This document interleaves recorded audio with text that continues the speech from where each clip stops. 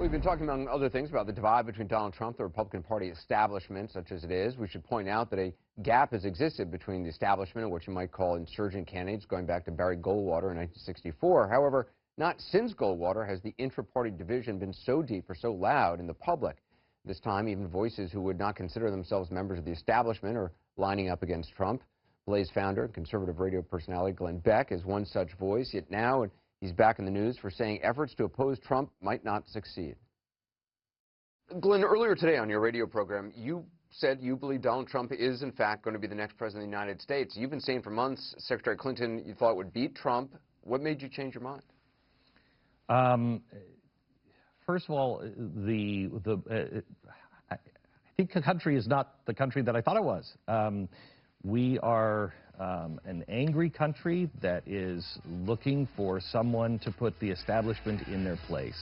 And I think that, you know, I saw some of the exit polls, and I know West Virginia is a unique place, but where you had 40% of the Bernie Sanders people saying that they will vote for Donald Trump over Hillary. You have Democrats saying that they will cross the line. If you have that, I think he just might win. I'm not for that, but I think he just might win. I mean, is it because you believe he is seen as sort of the ultimate outsider, even though obviously he had supported, you know, politicians of all stripes for many years and was friends with them? It's just he's seen as an outsider who's going to kind of blow up the whole apple cart? Yeah, I think that, and also I think there's a lot of people in America that just are now just voting for a celebrity. And, you know, he's fun to watch and he's entertaining. And Hillary is not. I mean, I talk to a lot of friends who are liberals and some that have been in the past diehard Hillary supporters that say, I'm not excited about her. Now, the ones I know are not excited about Donald Trump either. But I think you're going to have a good section of the country on both sides of the aisle stay home and just say, especially because I think it's going to get really nasty. Yeah. And I think that people are just going to become, you know, I don't like either of them. I'm not going to vote for either of them. I do think they're going to be out to destroy each other, essentially. I mean, I think it's going to be sort of unlike anything. I think it's like the opening scene of Terminator. I think it was the Terminator 1 or 2, but we're like machines against humans, just like scorched earth. Yeah, I think you're right, and I don't think that's good for anybody. I don't think that's good for anybody. Is there any, I mean, as you said, I mean, you were a big Ted Cruz supporter. You were out there campaigning for him. First candidate I think you've endorsed in your career, if I'm not mistaken. I mean, is there anything Trump could do between now and November to get you to support him, to get you in his corner? Not that I can think of, but he doesn't want us, Anderson. I mean, the GOP has made it very clear that, and Donald Trump, that they're not interested in the conservative. The conservatives don't really have a home right now, and it's a very interesting place to be. They're not courting us. Donald Trump has said he's not interested in a lot of the conservatives, and he doesn't want all of the people to unite with him. And he's really kind of leaning out and reaching out more to the Democrats than he is to the traditional conservative. And I'm fine with that. He doesn't want us. He doesn't need us. That's fine. We will find our own home and find our own way.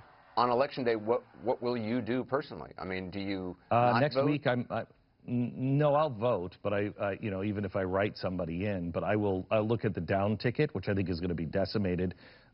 Whether Donald Trump wins or loses, I think it's going to be decimated, especially if you look at what happened in Indiana. He is not pulling for Tea Party constitutionalists in the down vote. But next week, I've got all of the candidates from the Libertarian Party that are going to be on my show. We're going to talk to them, see if there's a home there.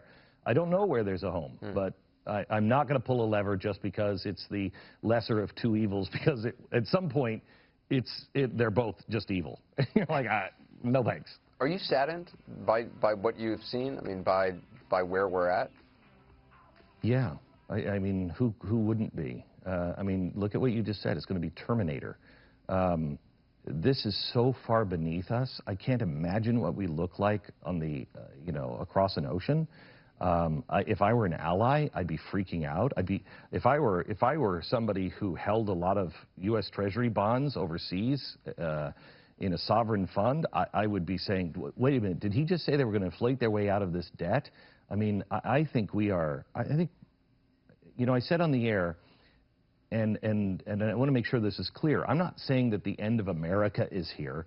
There will always be America, and we'll continue on and everything else. But I think the America that I cherish, the one that actually, the founding of the country with the Constitution and the idea of America, that all men are created equal, I think that chapter or that book has now been closed.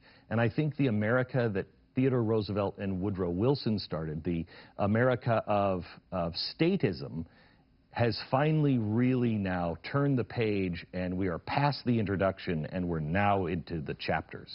I think it's a new America. Glenn Beck. Glenn, always good to have you on. Thanks. Thank you.